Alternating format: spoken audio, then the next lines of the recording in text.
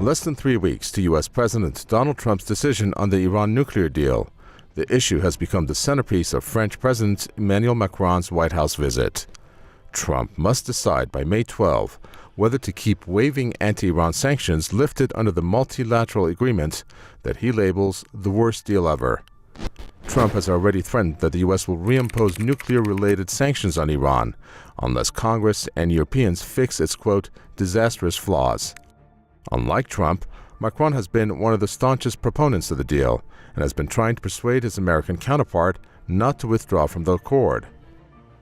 We signed it at the initiative of the United States. We signed it both the United States and France. That is why we cannot say we should get rid of it like that.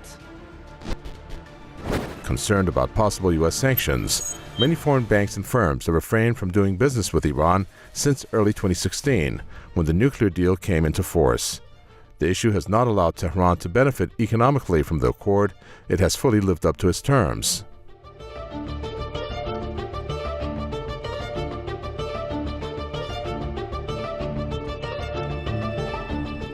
Prior to his U.S. Congress speech, the visiting French president spoke of a new multifaceted deal that includes the Iran nuclear accord while addressing other issues. We have nuclear on the short run. We have nuclear on the long run. We have ballistic activity. We have regional presence of Iran. We want to fix the situation for these 4 pillars. But Macron's proposal even caught fellow Europeans off guard. There is one deal that is existing currently. It is extremely clear from the words of President Macron and from the words and the positions of all the Europeans that the deal we have in place now, today, the only existing deal for the moment, is working. Just like the EU's top diplomat, Germany and Russia, the 2 other signatories of the Iran nuclear deal, as well as the UN chief, underlined the need for preserving the agreements in its current form. Now it remains to be seen whether the strong international support for the landmark agreement could force Trump to back down from leaving another international agreement. Obviously, Macron is trying to position himself as a power broker in this situation. And one of the points they keep making is in terms of regional stability.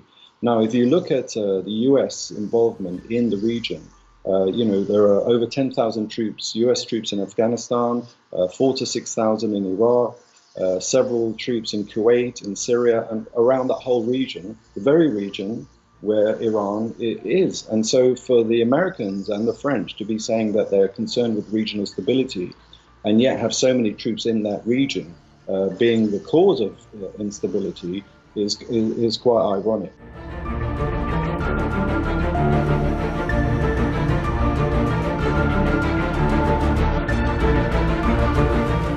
In the meantime, Iranian President Hassan Rouhani has poured scorn on his French counterpart's proposals, questioning the legitimacy of Trump-Macron efforts to broaden the Iran nuclear deal's terms.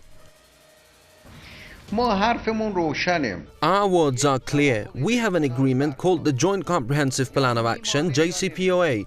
It will either survive or collapse. If it survives, it should survive completely. If not, then that's it. Everyone must bid farewell to it. Therefore, the JCPOA is neither alterable nor modifiable. Rouhani also dismissed as empty Trump's threats to punish Iran if it restarted its nuclear program. Tehran has at times warned that it is capable of resuming its nuclear activities at a higher pace in case Washington quits the nuclear deal. It is important to remember that strict Western sanctions failed to stop Iran from advancing its nuclear program before the agreement was struck in 2015.